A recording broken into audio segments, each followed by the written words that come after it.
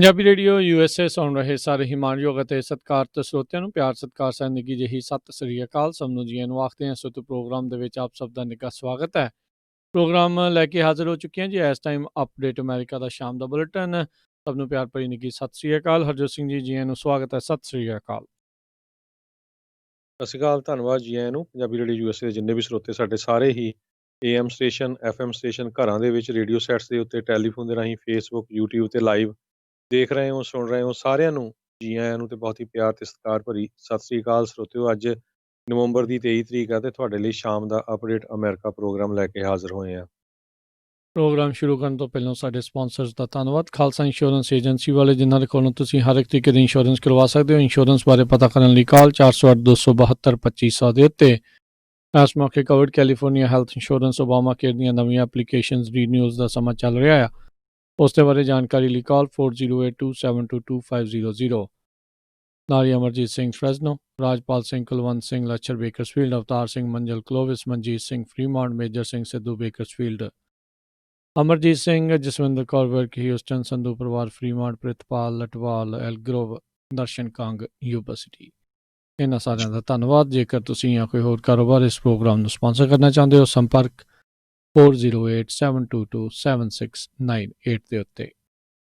ਜੀ, ਅੱਜ ਦੀਆਂ ਖਬਰਾਂ ਵੱਲ ਆਈਏ ਤੇ ਕਹਿੰਦੇ ਪਈ ਜਿਹੜੀ ਕੀ ਗਵਰਨਮੈਂਟ ਏਜੰਸੀ ਹੈਗੀ ਆ, ਜਨਰਲ ਸਰਵਿਸਿਜ਼ ਐਡਮਿਨਿਸਟ੍ਰੇਸ਼ਨ, ਉਹਨਾਂ ਨੇ ਪ੍ਰੈਜ਼ੀਡੈਂਟ ਇਲੈਕਟ ਜੋ ਬਾਈਡਨ ਨੂੰ ਜਿਹੜਾ ਲੈਟਰ ਲਿਖਿਆ ਹੈ ਵੀ ਤੁਹਾਡੀ ਜਿਹੜੀ ਟ੍ਰਾਂਜੀਸ਼ਨ ਆ ਉਹ ਸ਼ੁਰੂ ਹੋ ਸਕਦੀ ਹੈਗੀ ਆ।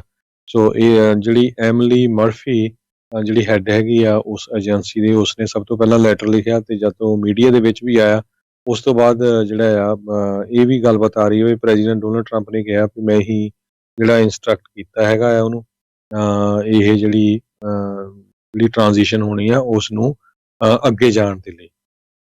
ਤੇ ਉਹਨਾਂ ਨੇ ਕਿਹਾ ਵੀ ਮੈਂ ਐਮਲੀ ਮਰਫੀ ਦਾ ਜਿਹੜੇ ਕਿ GSC ਦੇ ਹੈੱਡ ਹੈਗੇ ਆ ਉਹਨਾਂ ਦਾ ਧੰਨਵਾਦ ਕਰਦਾ ਆ ਤੇ ਕਹਿੰਦੇ ਵੀ ਉਹ ਆਪਣੀ ਕੰਟਰੀ ਦੇ ਲਈ ਲਾਇਲ ਹੈਗੀ ਆ ਤੇ ਉਹਨੂੰ ਹਰਾਸ ਵੀ ਕੀਤਾ ਗਿਆ, ਥ੍ਰੈਟ ਵੀ ਕੀਤਾ ਗਿਆ, ਪਰ ਉਹ ਆਪਣੀ ਜਿਹੜੀ ਆ ਹੁਣ ਜੌਬ ਪੂਰੀ ਕਰ ਰਹੀ ਹੈਗੀ ਆ।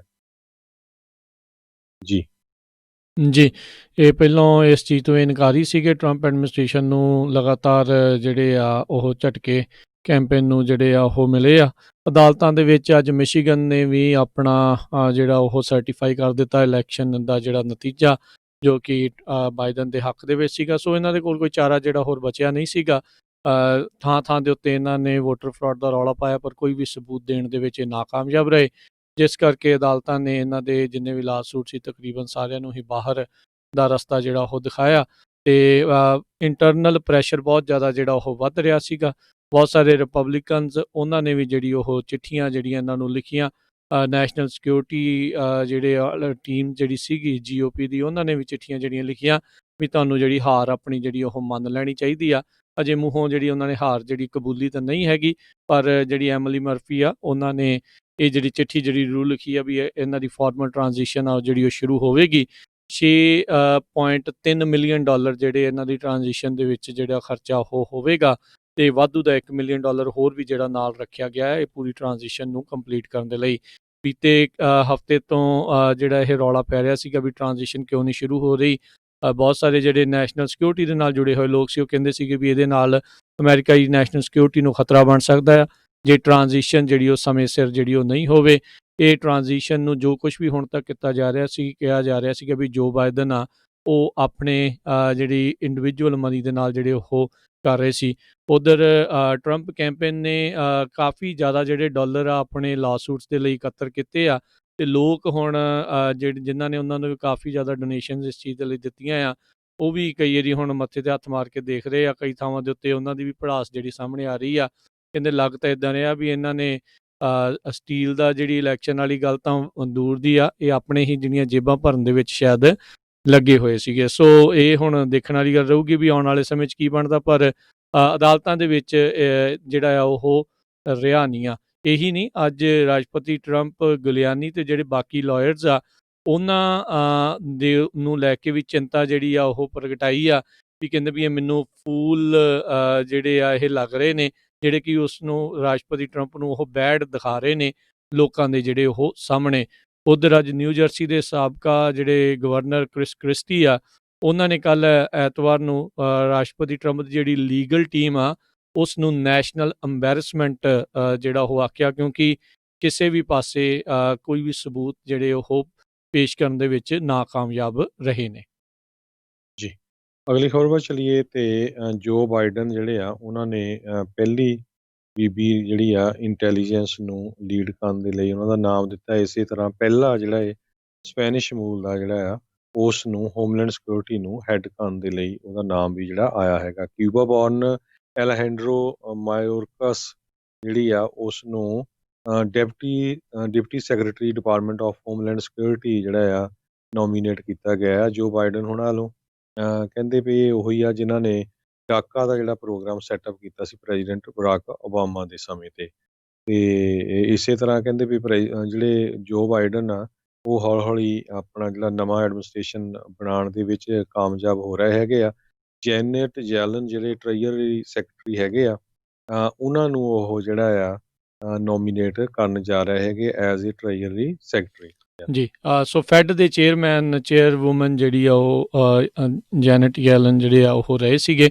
ਸੋ ਉਹਨਾਂ ਨੂੰ ਨੈਸ਼ਨਲ ਜਿਹੜੇ ਸੈਕਟਰੀ ਦੇ ਵਜੋਂ ਸੈਕਟਰੀ ਟ੍ਰੈਜਰੀ ਦੇ ਵਜੋਂ ਜਿਹੜਾ ਉਹ ਲਿਆਂਦਾ ਜਾ ਰਿਹਾ। ਉੱਧਰ ਜੌਨ ਕੈਰੀ ਨੂੰ ਉਹਨਾਂ ਨੇ ਆਪਣਾ ਜਿਹੜਾ ਸਪੈਸ਼ਲ ਜਿਹੜਾ ਕਲਾਈਮੇਟ ਨੂੰ ਲੈ ਕੇ ਜਿਹੜਾ ਆ ਉਹ ਬਣਾਇਆ ਜਾ ਰਿਹਾ। ਸੋ ਕੈਬਨਿਟ ਜਿਹੜੀ ਆ ਉਹ ਹੌਲੀ ਹੌਲੀ ਜਿਹੜੀ ਉਹ ਪਿਕ ਕੀਤੀ ਜਾ ਰਹੀ ਆ। UN ਦੀ ਜਿਹੜੀ ਅੰਬੈਸਡਰ ਦਾ ਸਵੇਰੇ ਆਪਾਂ ਨਾਮ ਦੱਸਿਆ ਸੀਗਾ ਉਹ ਵੀ ਇੱਕ ਕਾਲੇ ਮੂਲ ਦੀ ਜਿਹੜੀ ਔਰਤ ਆ ਉਸ ਦਾ ਨਾਮ ਜਿਹੜਾ ਉਹਨਾਂ ਨੇ ਸਾਹਮਣੇ ਜਿਹੜਾ ਉਹ ਰੱਖਿਆ ਹੈਗਾ ਆ। ਸੋ ਜੀਨਾ ਹੈਸਪਲ CIA ਦੀ ਡਾਇਰੈਕਟਰ ਜਿਹੜੀ ਆ ਉਹ ਰਹੀ ਹੈਗੀ ਆ ਇੰਟੈਲੀਜੈਂਸ ਕਮਿਊਨਿਟੀ ਦੇ ਵਿੱਚ। ਸੋ ਉਸ ਤੋਂ ਬਾਅਦ ਦੇ ਵਿੱਚ ਜੇ ਅੱਗੇ ਹੁਣ ਹੇਨਜ਼ ਜਿਹੜੇ ਉਹ ਅੱਗੇ ਆਉਂਦੇ ਨੇ, ਐਵਰਲ ਹੇਨਜ਼, ਉਹ ਡਾਇਰੈਕਟਰ ਆਫ ਨੈਸ਼ਨਲ ਇੰਟੈਲੀਜੈਂਸ ਜਿਹੜੀ ਉਹ ਉਸ ਦੇ ਲਈ ਇਹਨਾਂ ਨੇ ਨਾਮ ਜਿਹੜਾ ਉਹ ਰੱਖਿਆ ਹੈਗਾ। ਸੋ ਆਪਣੀ ਹੌਲੀ ਹੌਲੀ ਕੈਬਨਿਟ ਜਿਹੜੀ ਆ ਉਹ ਤਿਆਰ ਕਰ ਰਹੇ ਹੈਗੇ ਆ। ਇਹ ਵੀ ਦੱਸਦੇ ਜਾਈਏ ਬਹੁਤ ਸਾਰੇ ਜਿਹੜੇ ਇੱਦਾਂ ਦੇ ਵੀ ਇਸ ਦੇ ਵਿੱਚ ਹੈਗੇ ਨੇ ਮਜ਼ੇ ਹੋਏ ਕਹਿ ਸਕਦੇ ਹਾਂ, ਜਾਂ ਕਰੀਅਰ ਡਿਪਲੋਮੈਟ ਕਰੀਅਰ ਪੋਲੀਟੀਸ਼ੀਅਨਸ ਹੀ ਜਿਹੜੇ ਆ ਰਾਈਟ ਨਾਓ ਜੋ ਬਾਈਡਨ ਆ ਉਹ ਇਲੈਕਟ ਕਰ ਰਿਹਾ ਹੈਗਾ। ਅਤੇ ਕੁਛ ਅਜਿਹੇ ਲੋਕ ਵੀ ਜਿਹੜੇ ਹਰਜੋਤ ਸਿੰਘ ਜੀ ਵਿੱਚ ਨਾਲ ਐਡ ਹੋ ਰਹੇ ਨੇ ਜਿਹੜੇ ਕਿ ਓਬਾਮਾ ਦੀਆਂ ਜਿਹੜੀਆਂ ਇਨਫੇਮਸ ਡਰੋਨ ਸਟ੍ਰਾਈਕ ਟੀਮਸ ਦੇ ਵਿੱਚ ਵੀ ਜਿਹੜੇ ਆ ਉਹ ਮੌਜੂਦ ਰਹੇ ਸੀਗੇ। ਸੋ ਹੁਣ ਦੇਖਣ ਵਾਲੀ ਗੱਲ ਰਹੂਗੀ ਵੀ ਆਉਣ ਵਾਲੇ ਸਮੇਂ ਦੇ ਵਿੱਚ ਇੱਦਾਂ ਦੇ ਕਿੰਨੇ ਕੁ ਲੋਕ ਜਿਹੜੇ ਹੋਰ ਆਉਂਦੇ ਆ, ਕਿ ਨਵੇਂ ਲੋਕਾਂ ਨੂੰ ਕੋਈ ਮੌਕਾ ਮਿਲਦਾ ਵੀ ਆ ਜਾਂ ਫਿਰ ਉਹੀ ਪੁਰਾਣੇ ਜਿਹੜੇ ਲੋਕ ਆ ਉਹਨਾਂ ਨੂੰ ਹੀ ਵੱਖ-ਵੱਖ ਰੋਲਸ ਦੇ ਵਿੱਚ ਜਿਹੜਾ ਉਹ ਲੈ ਕੇ ਆਇਆ ਜਾਵੇਗਾ। ਜੀ ਅਗਲੀ ਖਬਰ ਚਲੀਏ। ਕਹਿੰਦੇ ਭਈ ਜਿਹੜਾ ਐਪਲ ਕੰਪਨੀ ਦੇ ਸਿਕਿਉਰਿਟੀ ਦਾ ਜਿਹੜਾ ਹੈੱਡ ਹੈਗਾ ਆ ਉਸ ਨੂੰ ਹੁਣ ਇੰਡਾਈਟ ਕੀਤਾ ਗਿਆ ਸੈਂਟਾ ਕਲਾਰਾ ਕਾਉਂਟੀ ਦੇ ਵਿੱਚ।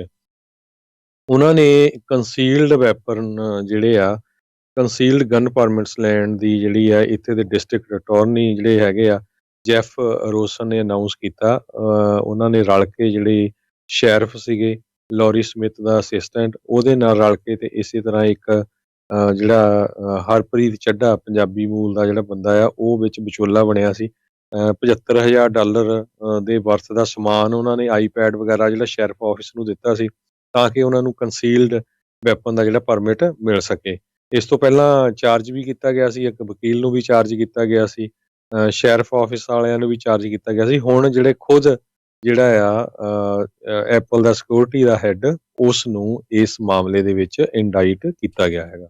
ਜੀ ਇੱਥੋਂ ਇਹ ਵੀ ਹਰਜੋਤ ਸਿੰਘ ਜੀ ਕਰਪਸ਼ਨ ਦਾ ਜਿਹੜਾ ਉਹ ਪਤਾ ਲੱਗਦਾ ਵੀ ਜਿਹੜੇ ਵੈਪਨਸ ਆ ਕੰਸੀਲਡ ਵੈਪਨਸ ਲੈਣ ਦੇ ਲਈ ਜਿਹੜਾ ਸੈਂਟਾ ਕਲਾਰਾ ਕਾਉਂਟੀ ਦੇ ਇਨਫੇਮਸ ਸ਼ੈਰਿਫ ਆ ਉਹ ਕਿੱਥੋਂ ਤੱਕ ਜਿਹੜਾ ਕੰਮ ਜਿਹੜੇ ਉਹ ਚੱਲਦਾ ਰਿਹਾ ਹੈਗਾ। ਸੋ ਅਜੇ ਹੋਰ ਪਤਾ ਨਹੀਂ ਕਈ ਕੁਛ ਮੈਨੂੰ ਲੱਗਦਾ ਇੱਥੋਂ ਦਾ ਜਿਹੜਾ ਪਰਦਾਫਾਸ਼ ਆ ਉਹ ਹੌਲੀ ਹੌਲੀ ਹੋਵੇਗਾ।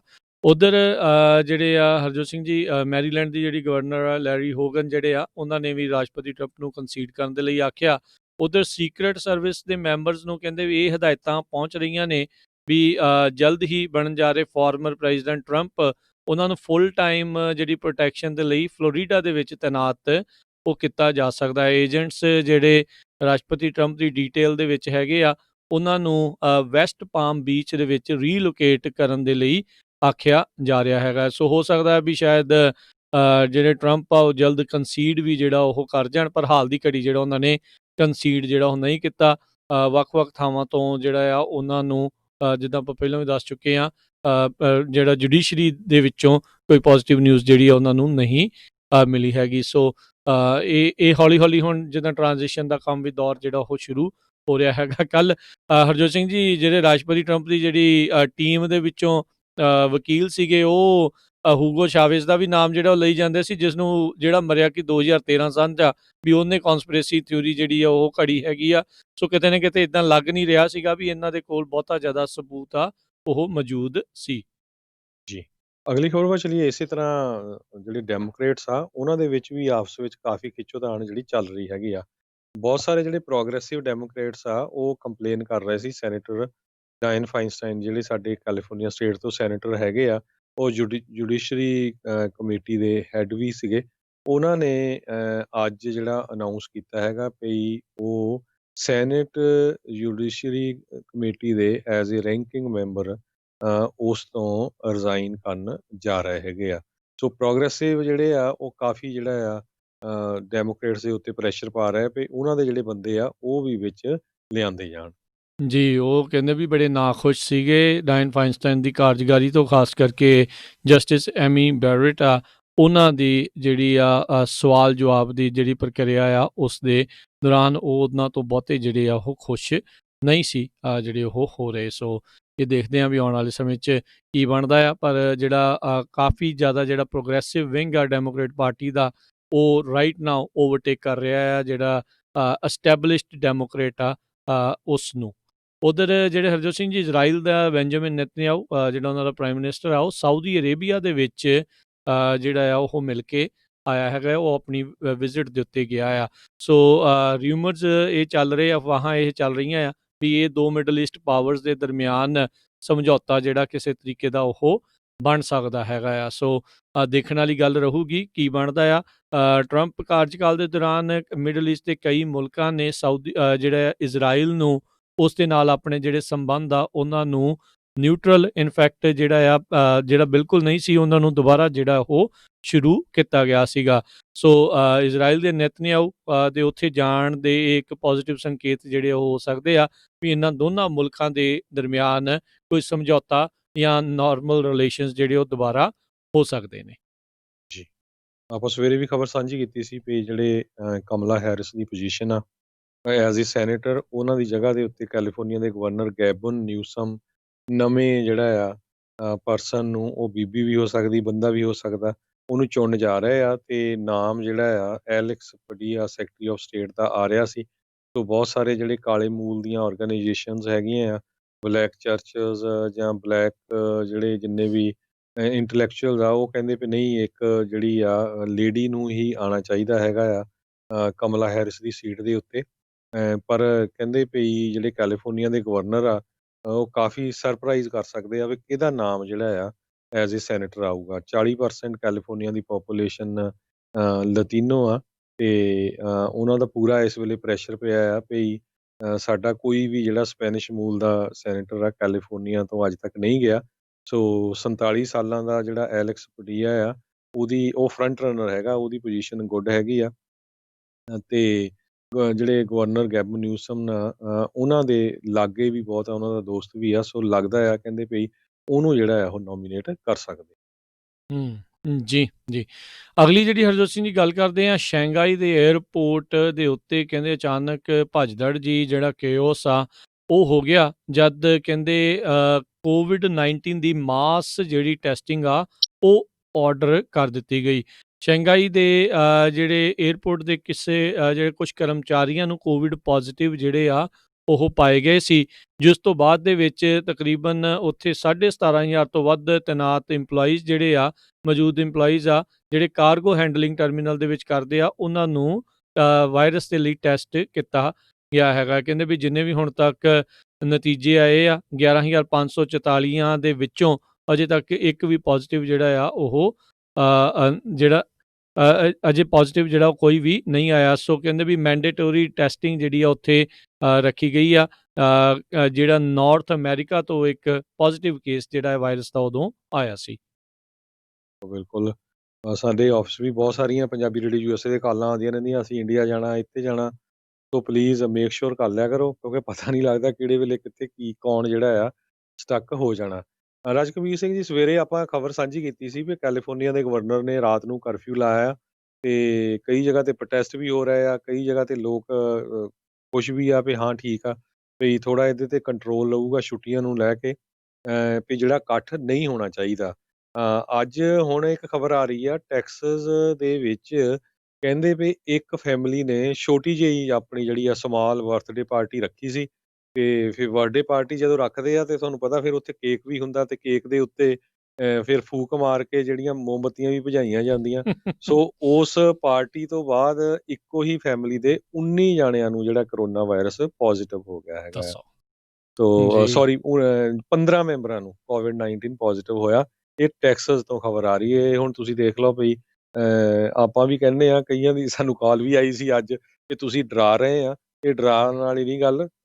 ਅੱਜ ਦੀ ਇਹ ਖਬਰ ਆ ਰਹੀ ਆ ਸਿਟੀ ਆਫ ਨਹੀਂ ਦੇਖੋ ਅਰਲਿੰਗਟਨ। ਜੀ, ਬਚਾਅ ਦੇ ਵਿੱਚ ਹੀ ਭਲਾਈ ਆ ਹਰਜੋਤ ਸਿੰਘ ਜੀ। ਦੇਖੋ ਆਪਾਂ ਨੂੰ ਕੋਈ ਨਹੀਂ, ਤੁਸੀਂ ਜਾਣਾ ਆ ਜਾਓ, ਨਹੀਂ ਜਾਣਾ ਆ ਨਹੀਂ ਜਾਓ, ਪਰ ਇਹ ਆ ਵੀ ਤੁਹਾਨੂੰ ਆਪਾਂ ਦੱਸਣਾ ਚਾਹੁੰਦੇ ਆ ਵੀ ਇਹ ਸਥਿਤੀਆਂ ਜਿਹੜੀਆਂ ਉਹ ਬਣ ਰਹੀਆਂ ਨੇ, ਇਹ ਆਪਣੇ ਕੋਲੋਂ ਨਹੀਂ ਅਸੀਂ ਕੁਝ ਵੀ ਜਿਹੜਾ ਉਹ ਦੱਸ ਰਹੇ, ਕਿਉਂਕਿ ਬਾਅਦ ਦੇ ਵਿੱਚ ਜੇ ਬਹੁਤ ਜ਼ਿਆਦਾ ਲੋਕ ਪੋਜ਼ਿਟਿਵ ਪਾਏ ਜਾਂਦੇ ਨੇ, ਜੋ ਇਸ ਟਾਈਮ ਚੱਲਣ ਜਿਹੜਾ ਉਹ ਚੱਲ ਰਿਹਾ ਆ, ਬਾਅਦ ਦੇ ਵਿੱਚ ਹਸਪਤਾਲਾਂ ਦੇ ਵਿੱਚ ਇਲਾਜ ਹੋਣਾ ਵੀ ਔਖਾ ਹੋ ਜਾਣਾ ਆ। ਸੋ ਕਹਿੰਦੇ ਹੁੰਦੇ ਨਾ, ਦੁਰਘਟਨਾ ਦੇ ਨਾਲੋਂ ਦੇਰੀ ਭਲੀ।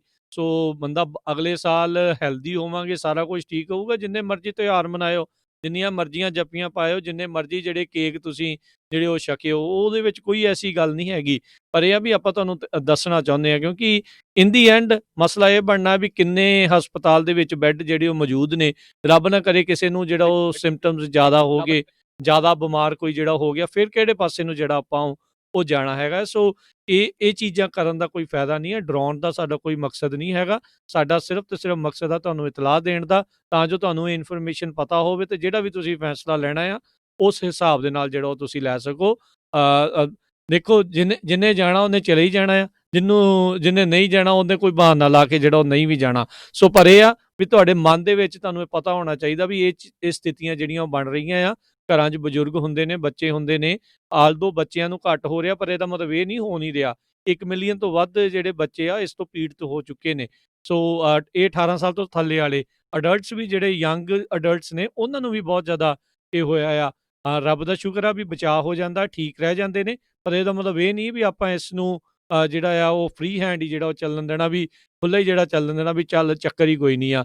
ਸੋ ਇਸ ਟਾਈਮ ਜਿਹੜਾ ਫੈਲਣ ਦਾ ਸਭ ਤੋਂ ਵੱਡਾ ਹਰਜੋਤ ਸਿੰਘ ਜੀ ਕਾਰਨ ਇਹੀ ਆ ਵੀ ਜਿੰਨਿਆਂ ਨੂੰ ਹੋ ਰਿਹਾ ਆ ਉਹਨਾਂ ਨੂੰ ਲੱਛਣ ਜਿਹੜੇ ਉਹ ਨਹੀਂ ਆ ਰਹੇ, ਲੱਛਣ ਜਿਹੜੇ ਉਹ ਪਤਾ ਨਹੀਂ ਲੱਗ ਰਹੇ। ਨਾਲੇ ਹੁਣ ਵੈਕਸੀਨ ਆਉਣ ਵਾਲੀ ਆ, 2-4 ਮਹੀਨੇ ਆਪਾਂ ਹੋਰ ਇੰਤਜ਼ਾਰ ਕਰ ਲਈਏ, ਫਿਰ ਉਸ ਤੋਂ ਬਾਅਦ ਦੇ ਵਿੱਚ ਆਰਾਮ ਦੇ ਨਾਲ ਤੁਸੀਂ ਘੁੰਮ ਫਿਰ ਵੀ ਸਕਦੇ ਆ, ਤੁਸੀਂ ਸਾਰਾ ਕੁਝ ਜਿਹੜਾ ਇੱਕ ਦੂਜੇ ਨੂੰ ਜਿਹੜਾ ਉਹ ਮਿਲ ਵੀ ਸਕਦੇ ਆ। ਨਾਲੇ ਫਿਰ ਦੇਰੀ ਬਾਅਦ ਮਿਲੇ ਹੋਇਆਂ ਦਾ ਫਿਰ ਪਿਆਰ ਵੀ ਕਹਿੰਦੇ ਜ਼ਿਆਦਾ ਵੱਧਦਾ ਹੈਗਾ ਆ। ਬਿਲਕੁਲ, ਕਹਿੰਦੇ ਛੋਟੇ-ਛੋਟੀਆਂ ਗੈਦਰਿੰਗ ਜਿਹੜੀਆਂ ਹੋ ਰਹੀਆਂ ਨਾ, ਛੋਟੇ-ਛੋਟੇ ਜਿਹੜੇ ਇਕੱਠ ਹੋ ਰਿਹਾ, ਉਹਨਾਂ ਦੇ ਨਾਲ ਵਾਇਰਸ ਬਹੁਤ ਜ਼ਿਆਦਾ ਫੈਲ ਰਹੀ ਹੈਗੀ ਆ।